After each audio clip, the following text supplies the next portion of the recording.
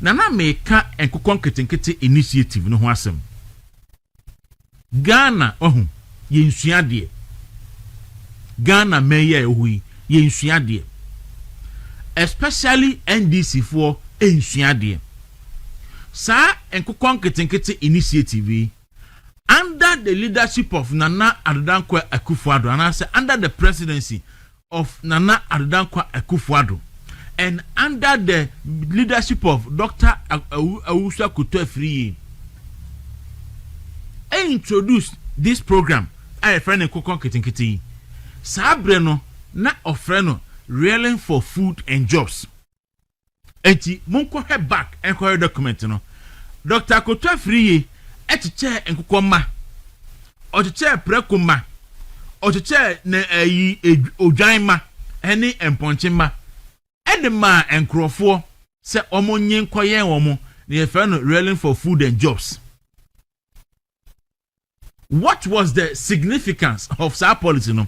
And if I saw ben the buy because me the rumitiwe no one man ko be 50 o se fa kofi na koye womo a adweben na memi wo nkokoye ho enkokoye no enya joke enye joke poultry farming enye joke enti at the end of the day no saa nkoko ni nyina won beje ebekọ akọ mfaso bi e maso enti planting for food and jobs the same model near the beje farm inputs kakra in fact at the end of the day near tese upper west region yesen Crawford de saa bre no mo receive voters ID card and the kwaje farm input no yesen Crawford ye wufuo voters ID card and the kwaje farm input you ase no a fiasco. And that was the reason why in Tia, the second phase of the planting for food and jobs, no, are buying a review, no. Now, oh yes, sir, this time, obeying large scale. So before so be benefited from the program, no. Now I just was as a minimum 10 acres. So obi was as 10 acres. Now or the year 4 year. Next year, say any panel a well grounded. Say obetimi aye na waye ni na ban ema ne mo a obetimi abuhu akonta dan say me wo quarter plot the baby my beji farm input me wo 1 acre my beji we na beji we na aye basa. So at the end of the day no yentimi achieve ade e pese achieve no and na revenue so na sika ye invest in so no sika no so a entimi mba back. So I don't know see the reason why in here man pani Mahama aba na they won't learn from the railing for food and jobs. I buy ya sheda hu significance biano na omo so akoto nkokoma say yakoto nkokoma 3 million na ye beche ama 60,000 household. What happens to say anka every region biano ye be bua nipa set up poultry farmer e betinga take bia 500,000 base 200,000 base ni afa emebunu aye adwuma ho Niatimi providing the needed support on behia. Now matimi produce and cocoa a betimi aboa amaya self-sufficient in poultry. Look, Ghana, ye intimi produce even 30% of your poultry consumption. But populism, enti yesanko kono ye beche ewe fiefiem woji miensa woji enum woji 20 woji at the end of the day no ni ye twafoni Mahama send a daily graphic there by to present 3 million beds to 60,000 households and no one hear him. I am telling you, so this enkokon ketenkete initiative no it will be of no effect. If I so be a waste of taxpayers' money. I am telling you, a waste of taxpayers' money. We must learn from best practice. Look, let the president and the government, set up and I say empower a member to set up poultry farms in the regions. Every region be at least maximum 3. Well resourced. 20,000 best, 10,000 best, 50,000 best. There who say abano aye serious. Now near all bed there another joke. So, I know you may take on the Kukon Kitting. Now, Yanko and Drani see ye ewo airwork. Na sad. Say, look, Omampani Mahama aban ye bayi. This first year, enipa ewo Ghana no, ehu. Hwɛ, wo kan obefo say bia wo pese wo kan asem egu papa ne hofin. But exam Omampani Mahama ohwe ni yie na oma enkrofo ebo empire. Ana oma Ghana fo ye bo empire. Because ade akane no enye wuo no na nipa ewu.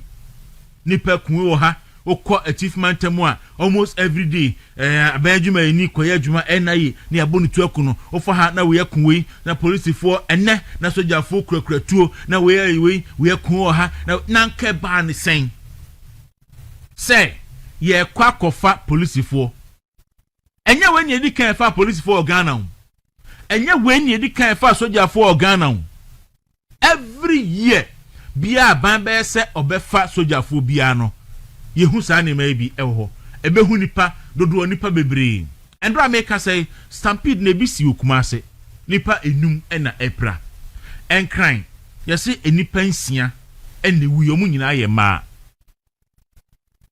enipa nsia na chi nipa dumienu enso eprepra enipa no be se enum enso ICU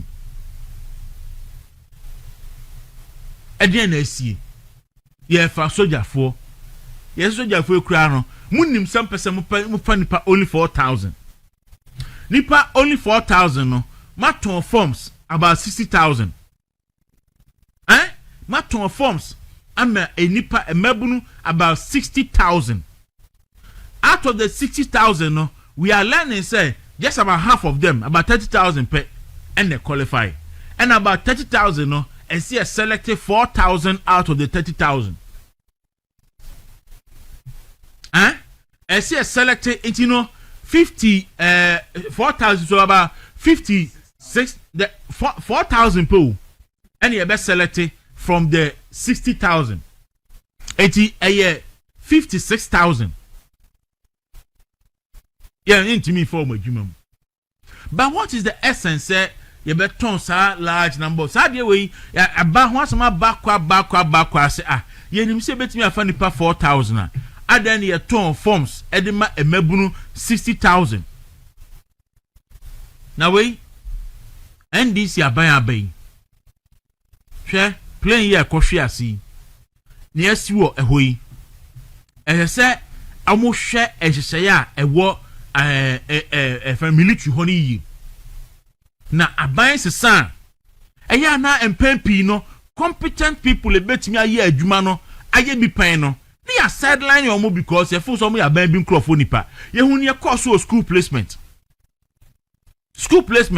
ye yi obiadi adi free ho including national service for nyina was free SH secretary to nyina ye yi obi empanifo nyina free ho because aban bi na aba na free education no a na nafranom aye over 8-year period omaya ben the 2024 free SHS placement was almost a perfect system but because of politics inti ni ayi omu nyina free ho na fe de ade no aye say basa na fe de den sikaje ni ya jinkro for 30,000 ni ya jinkro for 20,000 for 15,000 bra for say bra eno na ekoso corruption girim ketasese ene proye enipa no a perfect hands no a na betimi a manage system no ni a sideline yo munyina ni a yo munyina firo because aban foforo ena aba for all you know some military recruitment we so the same thing omo aye omunim sade ye no just say yaban na aba enti no ye yi omasi nchan ni afa ni powerful eno a na ekoso nye bibia ye no a se oman bi wo ho a se oman no eye serious a aka se ba na abrojaja mfi what resign se ba now CDS no what resign because we purely an administrative incompetence purely incompetence administrative incompetence enya na edi kan ya apprentice be se template nda ho model nda ho eno an se wo feeling in we date few now the way I saw you wait for the way I saw ya recruit to soldier for e wo memu ha say ya enti ba now be recruit soldier for now come and crofoma sixer incompetence and somebody must be held responsible for this. Enti me nyan sa afia say me tie ma me bia wo su obatan ne ba kran ne se wo kwa kopepo soldier mu kwan o ho a ne ba yima anadwe ne ba yima what say da koso wo koya wo hu ne ba okoba bia 37 yes say me identification okoya ne ba ne da ho a wawu da ho ne ba ba 20 years wawu just like that na endra na obi adidi na ogusu ti ho friend who say or deputy defense minister na ogusu ti ho friend who say or CDS no wadidi anomanra be kwa wanum whiskey aguso and I don't blame anybody. Look, say omanebo amati ase a ebi asade we ankensi and the president of the republic. How can Ghana be a serious state? Now you need defense minister for about 4 months in here. You need a substantive defense minister. Sha atoforcing ye guni so na all kind budget na all boaba no. Atoforce doesn't even have the eye and the mind to concentrate on military recruitment because there's a bigger task ahead of him. And then budget presentation. So he's working on that. And Ghana, yet your memo, Oko America no more. They spend the large part of their budget on their security. Their defense and the accoutrement and the defense ministry. Ko China, ko Russia, ko America serious nyina, ko North Korea. They spend time, their attention, and security. Ghana enye serious nti.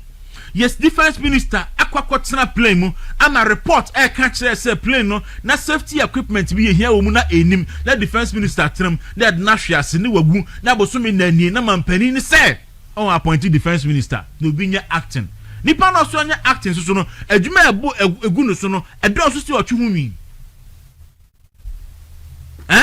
edo so esi otwe hu wi enti mampani no ontimi nyi obi adi.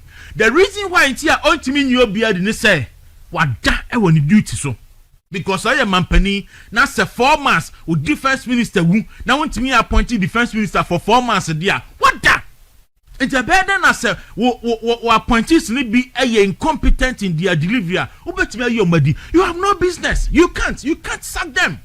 If you want to sack them then you must resign as the president of the republic.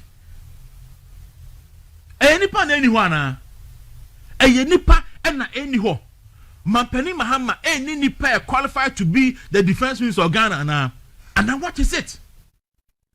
What is it? The president must explain to Ghanaians why is he not appointing a defense minister?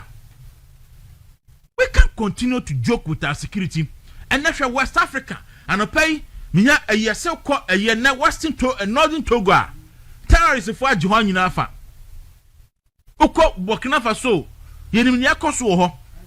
Oko Ivory Coast, Oko Nigeria, yenim what is happening there. Ghana diaja, eradi, da bia ni akwaba, eradi ni akwaba. Ni etiomemu, ni a substantive defense minister for about 4 months. What is happening? Mampani Mahama, I saw your press conference and now explain to Ghanaians why we don't have a substantive defense minister. This is not funny. When just up Manebo Amasemu, say what Manebo Amasemua, Akagalam Senti, and Manebo Amewuye. And by now, what Boyamuduku, to Galamse ase. To Galamse Manebo Amewu in Echino, over catcher say, Galamse the Unyas Kaumu, Eddie support to see the Intenia, or Hoberhenwe to us here. Eti one appointed defense minister and say o manebo ama openasem Debbie Eti Mampani Mahama esa no pe wo ye fellow Ghanaians na wo check the Ghana fomu ni enti abesi na 4 months ni ye ni substantive defense minister na ne course and run e course e ma Ghana for maburu ensia ahwere omo enkwa mo wi ama be catch say Black Wednesday mo ya bia na Black Wednesday Modia debia number Black Wednesday. Why? I didn't see a transit now way AC. Avoidable. Enti Mampanino, must appoint a substantive defense minister immediately. And yes, idea majority no numbers in parliament, they should impeach him. Because so to me man. Majority enough in numbers parliament in the year on bet me impeach the president. Some man penini say on the needful na or the security ebediagro the security at to same dia. The majority must do the needful and impeach the president. Now what you here and some kasia so na the ebo Ghana phone na pusa any DC nra na areho eya se Mampani Mahama Timitri Krata akoma Mampani Akufo say in this 21st century. Oh, just a person can say enani bia ben yenya niema say. But ono nya akwa betena akonya so in this 21st century no oye na ade ti say de ye first century. Na ikum krofo ma kwa na ko pedwuma. Enne wiase digitalization aba enne bibia nka online betena say ye bibia kama say uhia se personal identification say debe you no eye break akra bi me ya so nipa nye kuma say the kan mu penipa 4,000 mu aton forms 60,000 mu shortlist 30,000. Just entiase bi anim. And for all you know, enipa na omo fa no kra no, oba fa mu ba 3,000 dada. Oh, akum krofo makwa, aprepra krofo makwa. And yakwa say, wukuyada minim de NDC for di wukuyada ye wasase we so. Minim the NDC for omo di wukuyada pa no aye e wasase we so. Wednesday, 3rd June 2015. Yakwati ya ensuo to na janemu Kwame Nkrumah cycle. Na nipa ba 200 there show. Omi nyina akọ. Under Mahama Wednesday. Yakwati bio Wednesday 6 August. Yas helicopter kwati ahwe. Nipa nwatwe omukọ. Yakwati bio Wednesday 12 November Stampede si enipa nsia omukọ. Enti Wednesday no dia na mode koye ye. Dia na mode Wednesday akoye. Adabi agi se Black Wednesday adan. And then this President Mahama. Mo cheche bibi mu. Yasira mo se mo ko we bi na akofa saba mo magana for ye nye fasting and prayers. Na sa de no free ye so. Na haye. Enye Wednesday no haye. Na me de bibi kakra meka afa we ho. Eni se ayadisua edema omamu ni nyina na se de wiase kono ye ja politics atu nchen na se Dr. Bawumia bibi papa bia bagana boan ni yemfa nya adwuma yemfa Dr. Bawumia hihye pa odi aba na ene eboa eyi saa enipa animu nhyiamu no firi ho na ye bibia kama na contentem no yemfa nya adwuma na ye nya saa nyema no na bia sanke ye se be fa saa kwan no so a kenipa no ye hye o no kebe kakra bi kasa se we ama na munim se enipa na koya de no online and ma short list a monchichem se na mitise boys no ba ko ka mo monchichem se nipa ne 1,000 2,000 neba but ma chichem 500 na enne 500 aba ochina 500 aba ade ochia 500 aba na chese eniema akoso kama na mo boa wo nyina no e nipa be da ho from 2 o'clock awamo de me aba na before somebody we be sinu nipa asamba kwa mesere Ghana fo nso ya MP your friends ma me no Aji Ayamba yasramu se unu obi faith any said in the doctrine city a ya mama yentwe ebo ase kakra that's right meaning baby a person look we a penia you should be responsible and I tell me kasaba okay oh are you faith and you say when you responsible or see you ask bibie no I see kwa na bibie be si bia no nyame south mu Bible no ankasa Christopher nso di akire ni se ade bi ebesi yakwan bi yemfa na ase me nyame wankasa wuo ba ma yemfa na ase me nyame anase nyade eda yemfa na ase me nyame enti me de me yesusu enu maame no wono nye se bi ana umzo kan se ade na ase ne ye obi aya bet yentimi nya ho fi se besi ebesi enti me yesusu wonim ni nti amaame ne kansa na oye politics se amanfo se you see for kansa minister no any aban no kwa ofa so ye recruitment ni ade no eno na obegina ho ka se I say mini president ko fa wiase president fo nyina kra ba ho no mbewu a enyankopɔ na odin ni say ombekwa ko wu ho you see wonya start say wo kasa sa pa na wo enter the realms of irresponsibility ho de Matthias ye anasa dia nka bia wo se nkamofo agidie no no nim sa ugidie no but even the god that's very even ugidie no kra no wonim say China omunya yi omu fita ba oba Ghana ha culture difference ni ti ebedin say China ni kra onya hu say Ghana for shetuntuma on she fita nko enti wonim se ne a wo somo no obi nso somo so e bia na entesa enti asam pasa na tragic sa no a ese wo onya abotre godo ma minti o na mi wi a mebo video bi akyere mo ai mo ma minti kwaku mebo vi enra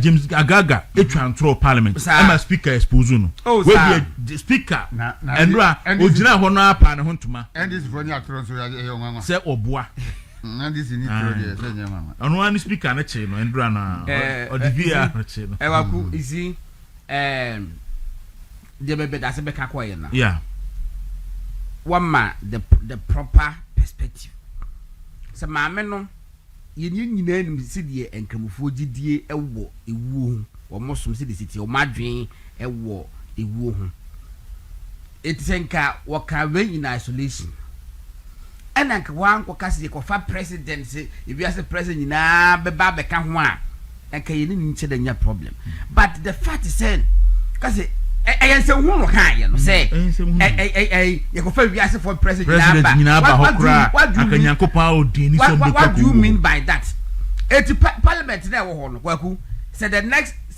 2 years and oman city a edeba na be happy no Ghana sent no ntimi nkoni krom amebe so parliament and city a the yakopon odin ne be ba so la say maso ayo said we don't need them because what has been ordained will happen. What just here? John Koni Krum. It won't go Krum. Na, area mammy come here, ma. Oh, that means twice that's what that wouldn't have one. Once I say, no, you see, no, but that's okay.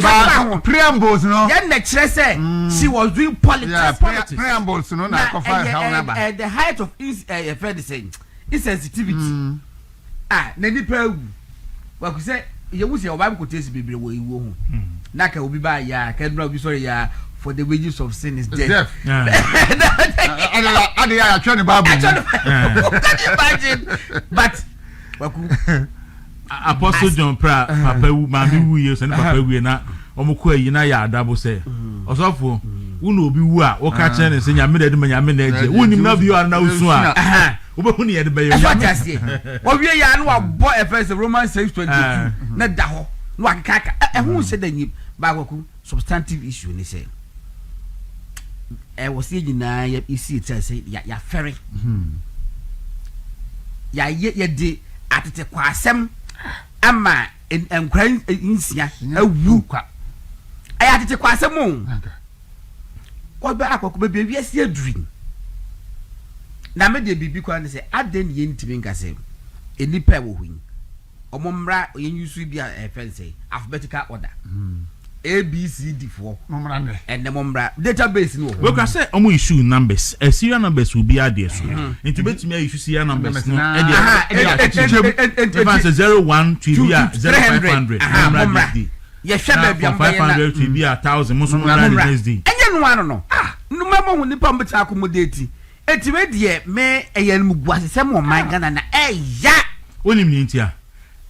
Politicians no emebu no enyi anisi abani ni oma dwene mu no oma amanta mu NDC for be from party for omo osagidie no eni ho and they don't trust the government because when say government no epese of fan party for na uja the ordinary Ghanaian so omunya aka ye kan aka say we ni mo mre nen na we ni mo mre ochena pa omo nim se eho no omo ma da bi eho no se eho ni asem no eho no nti ade ni nyina abekọ ni be be na hola na dia be se ye be fa ne afa no so ne afa ma se no ko metumi ayo ni such a way say wo applicant no wo hu se no ma no say ya send a message say bo mo be ba say enu anu yanka njo se bi ba na any public announcement there be enti ye the message ni bia wo de woni say hwinsi etna na wo ko beside that ne kwaku medie me dadwene ho amenti ase say Ghana institution bia ministry bia ho hia na enso so no ebi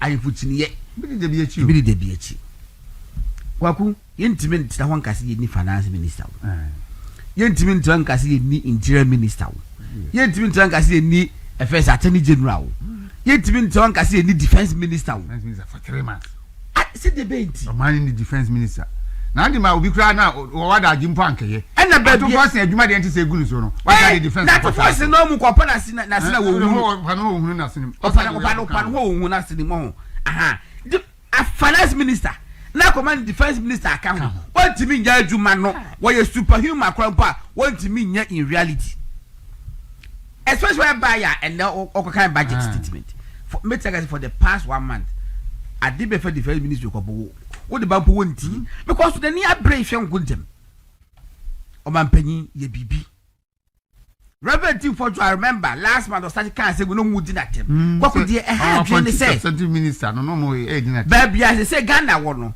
enya Ghana of 20 years ago ya na ye ho saa no say atafo twa ho ahia menim security couple bi o ka che me say warden say die Burkina Faso Mali ehenfa fo nyina no omo defense and interior ministers ne one president nyina no e wo se omo yirenom ene omo busafo bi kopo no ye nyomo numbers ne no mu di nkomo to the extent say wo so omo yirem kopo afa mu don birthday a just say Ghana extend the birthday wishes e koma wo mo because of good neighborliness sebe ya ye beti no ma di nkomo ne no ma enya ayonkofa e ka wo be the first minister of country for mu ye di the birthday akefa ho but that was what the Kufuor's government did because afedie enkofo abesi apampam ehumi gu ye so e ma ye ho kire ye so yenkofa no galam say issues we anopai pani bi ene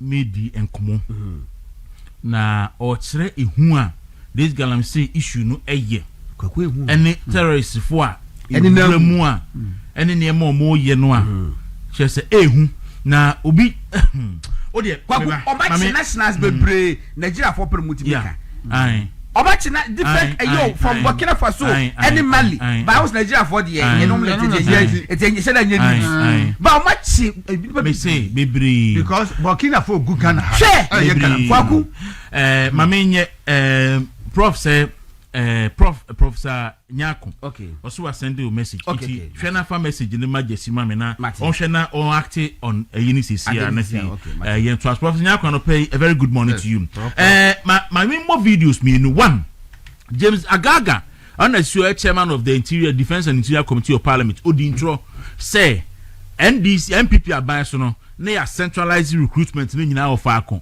na NDC for na be decentralizing the all regions e wha na speaker ka che ne se wo boa ye wie pe na ye de haji ayamba de no ato aso me wie a osofo obi senkom osofo owusu bempa senkom be ye 5 years ago na sankom se no a osofo owusu bempa e hye no I think say a bread say Ghana for it takes some conscience but me giri say sa brand pa de nyame na ne so for usube mpaka sai me any kan embo James Agaga a video no infantry T4 to place on record Mr. Speaker that for a very long time the recruitment process was centralized. It took the intervention of this government to revert back to the old system of having the process decentralized. Mr. Speaker,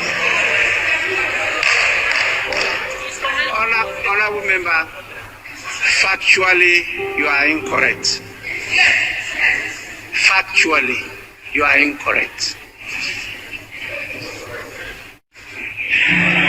Mr. Speaker, my take is that for a long time Who say speaker I made us say who say speaker exposing we no afi no titinitiri ho speaker pa na want to marry na afi no titinitiri ho akwala akodi boni no na agia ayamba video no e bia na obi ntie ye ma membo video na no pay for the benefit of your tie for enye bia hwe na enye bia nti no muntie asemo a agia ayamba pusiga MP ni kan nti no pay ka ho asemo yenkoti made by my colleagues. Mr. Speaker, I wish to first of all express my condolences to the bereaved families.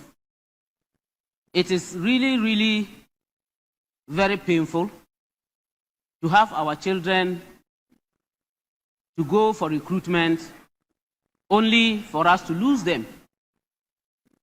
But I want us to all take solace in the Almighty Allah. There is nothing that happens that doesn't happen at the right time. This is what the Almighty Allah has ordained for them. Today is their day. No matter how, no matter what, no matter who was there, as what, even if we brought all the presidents of the world to sit there as ministers or whatsoever, once today is ordained for them to die, they will. And this is what has happened. Unless you don't believe in the oneness of God, unless you don't believe in the oneness of the Almighty Allah, it is not anybody who wanted them to die. There is no single officer there who wanted even one single soul to pass. Not even one person hoped and prayed that one person would die there. Let us understand that. If that were the wish of anybody, I haven't seen or thought of that person. Mr. Speaker, I appreciate what you have said. Let us work together. If there are mistakes, let us look into it. I've heard one of my colleagues saying that there are other recruitments to come on. Yes, that is true.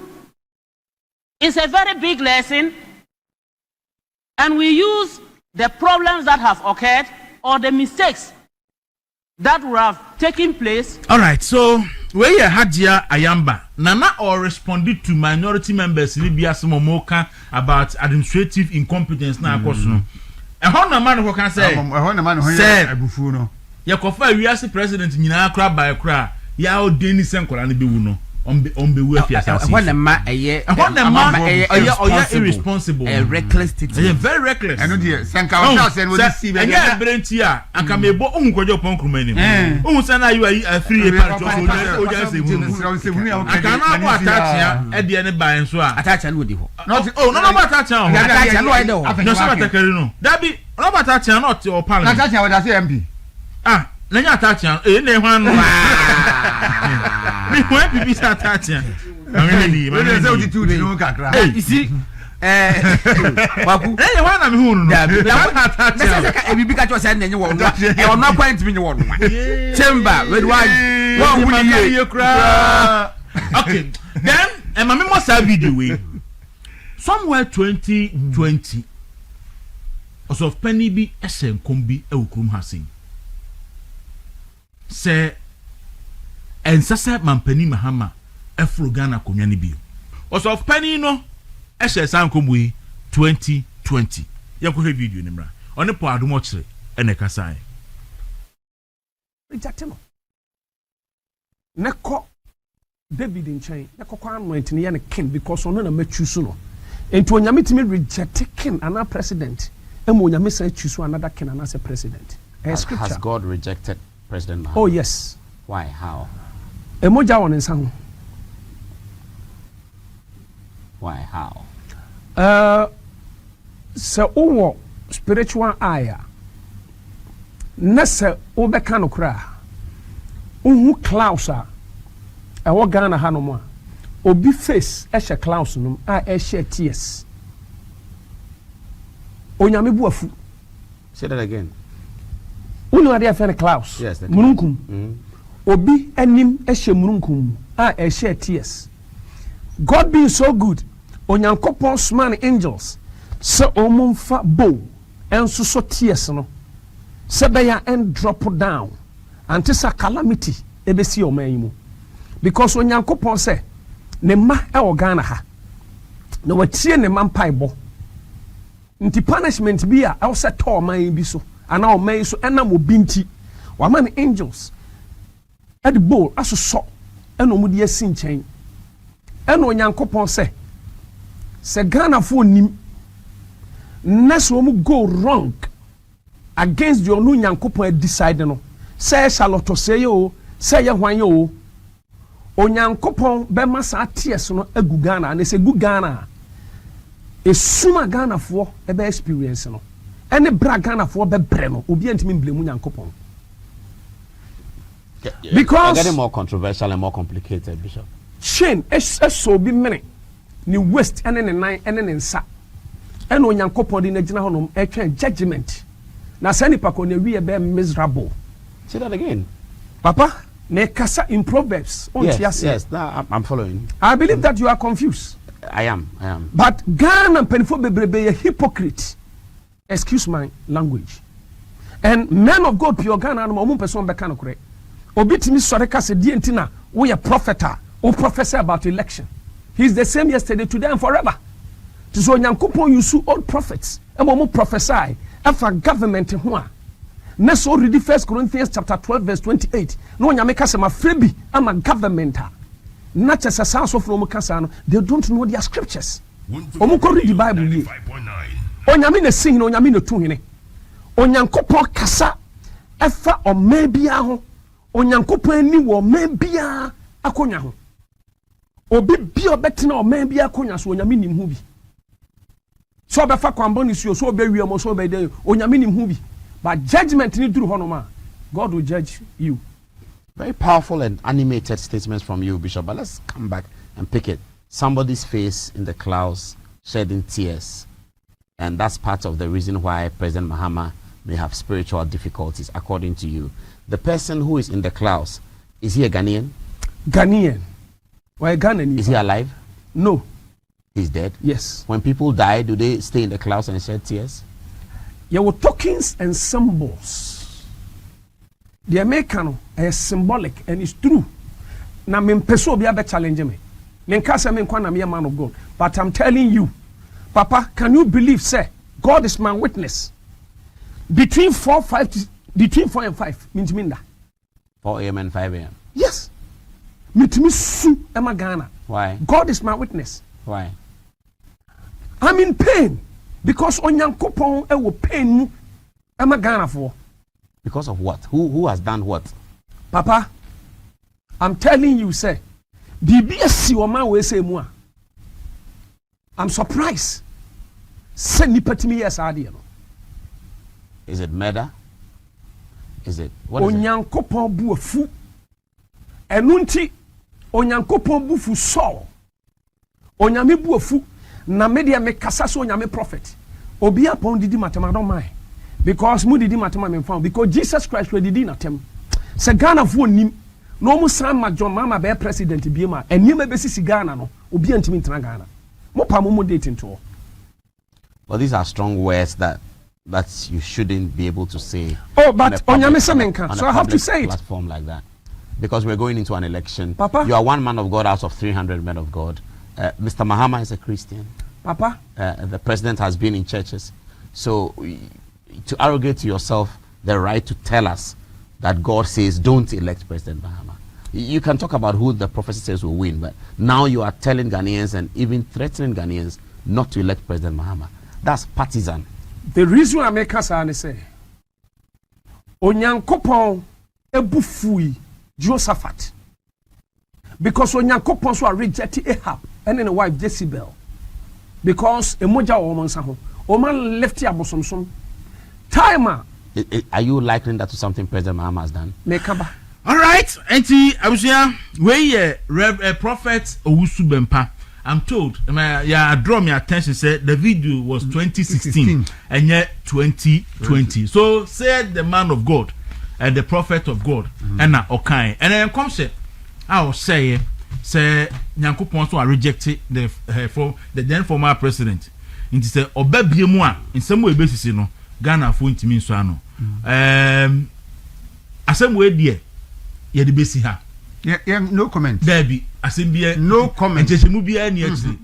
We ye almost say Mahama once said inti we ye prophet Osubempa once said na ye just we ye akwakuye desi wanya hwe me ko hwidi okay me ko hwidi ani fa hwidi I want to say mama wo hwidi hwidi ana no mama wo nyina no se onkoje pass emfiri asoja for no mpani for no ansa na wako me ade na soja for na ene aban na ye no omonwe hu bi enye so me kwachi chirin crofo yes because any pakwa am so mo ba ho be yes abasabase se omo account be nipa be 600 se mo ache be 1050 yes ano per prison officer be free kuma se o say wo ho anya so mo di o magu bas mbebre ni ya be hwe magu and one day for Black Maria no ne kofa hwe magu sa what is this kwaku me say ade na o maye no enye and the height of hypocrisy on the part of the president and whoever undertook that operation. I mean, can't you? Collins Dada ne this head man. Collins Dada ni Kokuado. I didn't think of and these four members of parliament. I felt they say Galamse hine Galamse Collins Dada. And Ebenezer Kokuado. And now Obako Franco for Yaba. Se soja for wo bi china omonkwachi sankofo be mienu enye this innocent souls no monamo no nye jam I president Mahama na cash oba galam say the campaigns no bachichi wo mo this is the campaigns ni Collins Dada yes Kwakuado isi kwaku mamu me emfa ade minima de ko me who how to describe it but anyone na do me hwehwe na me tietie ebinom abrate ba ko be fe no mad lion see wo hwa mad lion for hwidi one see ache bi obi otini be bi kura ma kwachi no we ani achi we are actually a member ma over 1,000 ade omo ko hwehwe dey omo ko busa de ba asem investigation bi ani o investigation no Collins Dada any Ebenezer Kwakuado innocent souls ma moche omo ya area munyai me ne mo ya adwen na you see the other side of the issue nene say the authority of the military no is being taken for granted and no aban e wosu na manabasa enti enya timemfo so da bia say amanfo timitijina ne ekure chuka say ya dia ahomasa wo patra homa na de wo ye be ma atra bra and no undermine the armed forces no and sometimes some of these operations even though men support some of these operations no Emma send a certain signal say soldier ni ba na moye ni bibia there will be consequences but metiwase o na mom no omo aggression omode ko no wrong place no me because baby omode ahoma saaye no ya no de yehu so bi se akire ehwa am nko no mbeko baby minim what I'm saying is say menim ya adwene pa say Kwakuado ene Collins Dada say ba now omodo afia of course the menim ni problem I'm also saying say I support the military operation so that Nkrofo will refrain from attacking the military but because look say military symbol of authority that's the only institution aka Ghana have before then that's the only institution Asaman yes say omukum so jani bi mo fa che mo te Asaman but na Asaman so ya jini mo bia ma omo be enti that was about 3 years or 4 years ago emma soldier for do ma ho odi nyina ekogu ho then so boss say kai if Asaman de kwesi ye no if free police for be catch us say in fact even crime rate I want that enclave above e no dey okay was akrofu be was akrofu me be na koku ebi sisi amomo ekoburati ayi obesora no pa no na efie bia soja ni gina ano enti ubi epunu na me mama yes any baby me so that no munyina ya de mom no we ya ye nim hwe wo mo makwache munyina mo ya complexes yeah omo yakwache omo no alleged afede be hu omo ya accomplices no but omo instigators no omo ye NDC members of parliament mo che omo media saudi na boys no na youth no ye no they say blame no Ghana ha aye President John Dramani Mahama you know why onu na ko kan say meme ba mema mo ya galamsey and this why say yebo say ye ntu aba ma na oba na be me ya galamsey na akoto aba na ma no aba na ye galamsey a wo say soja for mabu ye nya ye beti ase and ti we mo ko soja for ko bo mo President Mahama na si wo ko bo mo no what edipa 1000 ya chi wo mo no at the instance of President Mahama why we see ye ntu aba ma na bra na oba ye nya kwantu ye galamsey ye to aba no ma na aba wie ya wo so ma ye kwam ye ntu ye galamsey na ye beti ase enti no me supporting military high command they say they should carry out such operations so that edi fear bi be san ba because yasa dey go on you lose now the only institution aka Ghana the military your mama buy your sword na nimbo chuchu fema or pamo commander CSA but we must protect sa institution no say do baby na fetimem 40 mi ka say ya san line am military for there then ye call into dangerous realms moa that military so me jeje omo ho ayi no you see but I omo kasam de kasa no omo anye sa omedi be wu no na me ba me say ma me trade ntia me yosa me kasa no sami jamfi in opposition atimi nya kokodro gina bonten e kaseti asoja fo nyina yanti se soja fo bi o wa no ka no that's me na mo kwan sa that's the military no is not supposed to even talk over here na simple na military ta issue statement go on first no military den so be say military high command no issue even a public statement no kasa dey no mo chinu mo say dey mo chinu crop the attorney general no also sa abre no ena na ka say o chisa media fina or prosecuting for causing fear and panic and threatening the public officer sabe dey san ko mo chino what you say e so man chino na mo jeja no na ma about 2 PM finance minister eco parliament na akwa present budget statement Professor Mabel Otibwedi anopemichia no onam kwanso komikrum na o se ene onifie enso behwe ehiso behwe ne phone so intiminim se obehwe no media no abehwe no media no so enti prof anopay very good morning to you na ye friends ye mame Besai was all so committee men send the link na oba no enti major science on pay channel na go on and the budget eco parliament 2 PM na woni me ma mere ho e wo budget e ma mere ho e wo ne ekoso nyina mu obeka ya me kan wafidi su se ebeye me ya se na akufu ado ne NPP aben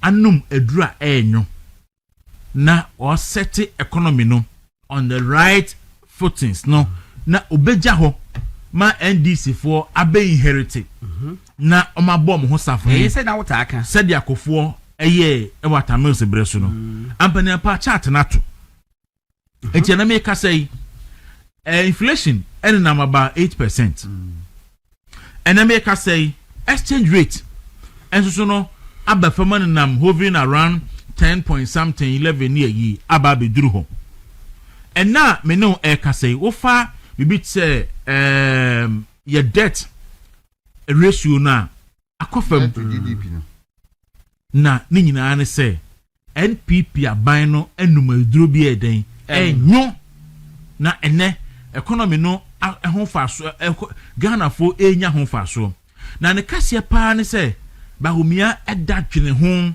ehu se Ghana ye wo gold ba yemfa gold ni nya hwe nti ahoho na etu gold no de kom nti o the gold purchasing program den e de buy se be ya Ghana fo ye gold no ye benya ho enfa so ena NDC aban bayi eno ho fa so eno mo ye den omunya na ena budget na ekoro mate se so mo se COVID-19 levy na fe do mbe ye free ho okay mate se almost mo kori reduce VAT from 21% at the about 20%. Any ma ho do kakra bi a ekaka ho. But go on. This next year. Okay, said that restructure na year no. Aye. Eka na esi etua no. Almost suspend the eka no man. Yeah. Etinyame ya adomo a next year na be sha ase etua sa aka no. Na esi etua about 21.7 billion Ghana cedis. next year. And see a year about 3.5 billion euro bond. And euro bond is dollars. 3.5 billion dollars euro bond next year. Okay, in Aboma, yeah, it's around $3 billion. And I see a year the next year.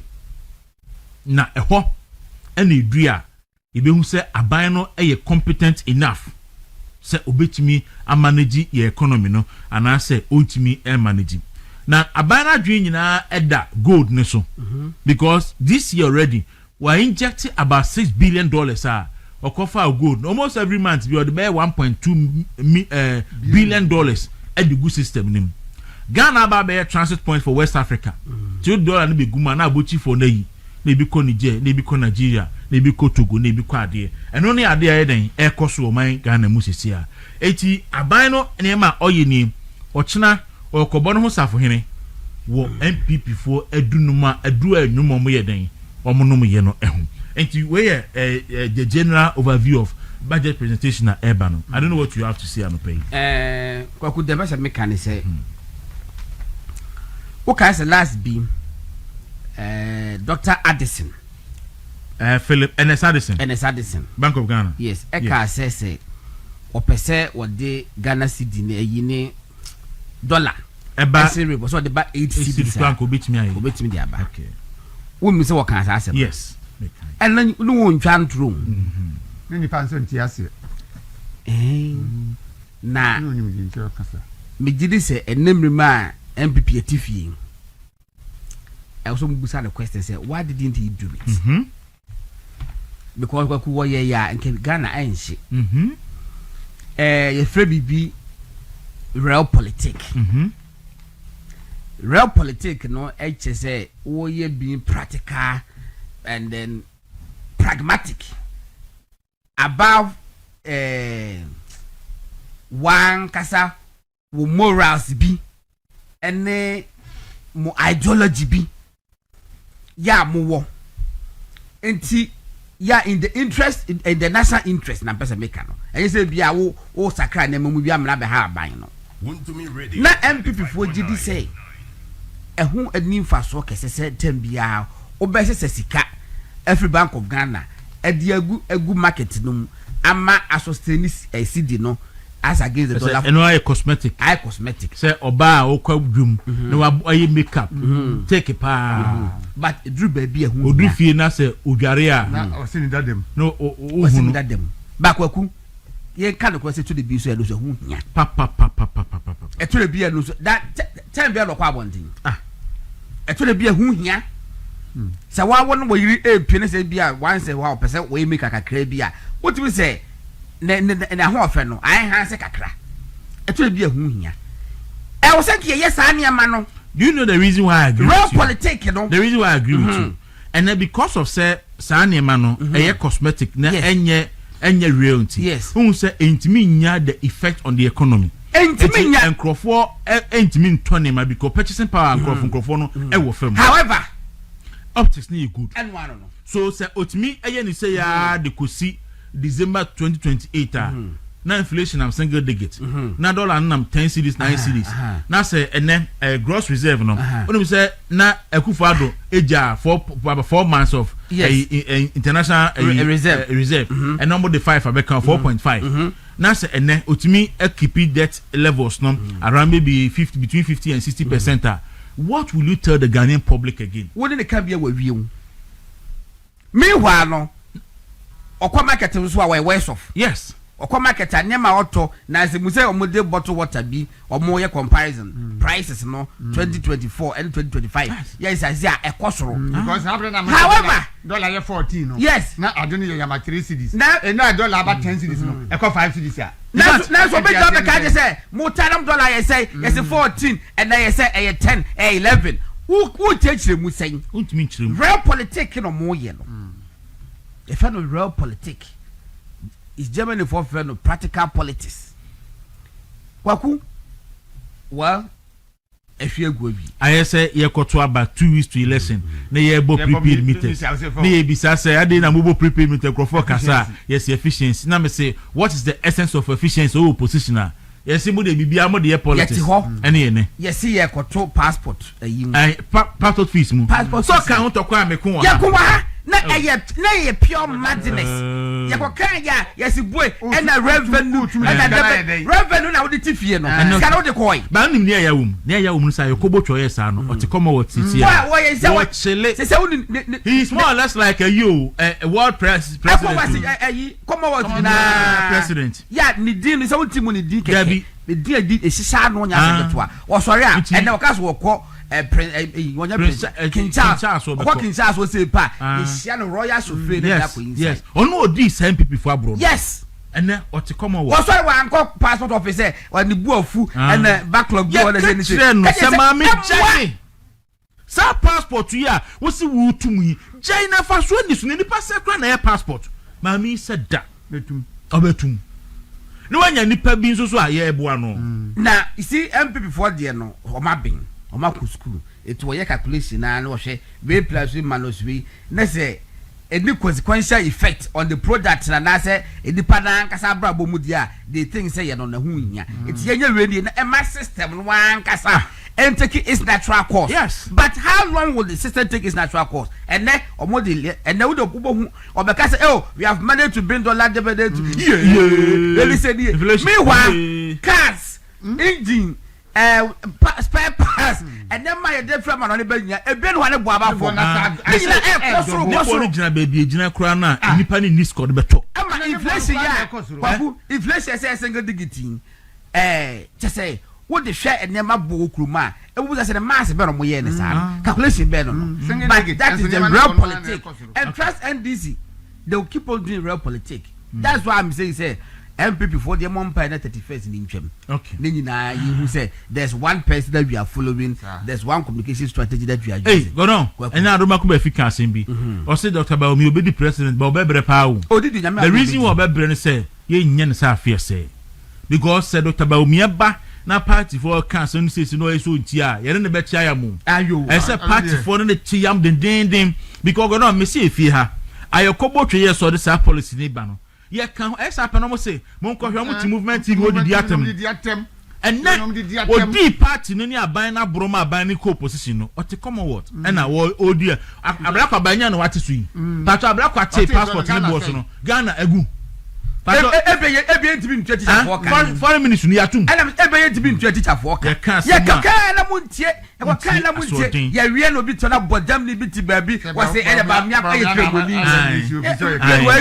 e kremoni and I say ayi for ntokwa man pusi for na kwa mo yale ayi Mr. Mo opani bi wo ho said the party for say din ho yawo and said the crofo kan ho asem no onye careful sa ho MPP Honorable Patrick Abuama okan kun ho yes fa okan kun center look Honorable Patrick Abuama should be very careful Sampani and pass up so the president when people move there and the nyema yi let's one kind hey ana uma yes open now the oye in fact as someone na otro na no pa wo Facebook no that go don na no cray oh no cray no na Troy na so free na we obesi na say na you fake bi aboso in fact okko social media so a say their party for no bu afu no a omo kasa wo ho no enye and they think say there be ada no a party be ye party be take it aso no no de no ye na gentle na say or set party ni up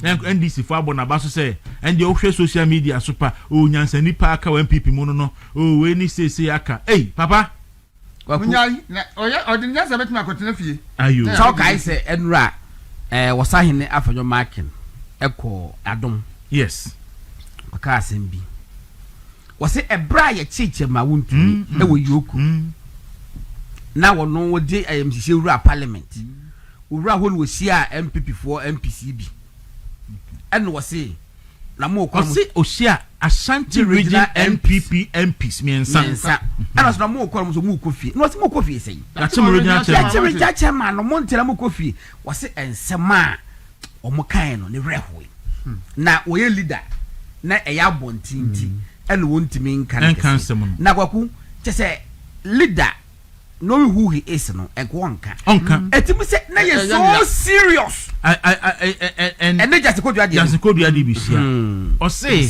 Ashanti region NPP MPs na godon owie no obano don praba so ahwani asem no say what that really go anye Debbie say another pre coming from the eastern region but was able to mobilize a few. Yes, or see here no friend don pre available. How don pre say no see kan ho and wo ye ne nteba fefe na numbers na unim chema untumi ho ya ye hin nyina so no e ya Ashanti region MPs. Ye ko 2020 2020 o ye say obi protect omo na ebi ma call no post na ebi mu nya ye nyina no e na ma chema untumi ho ya hin no.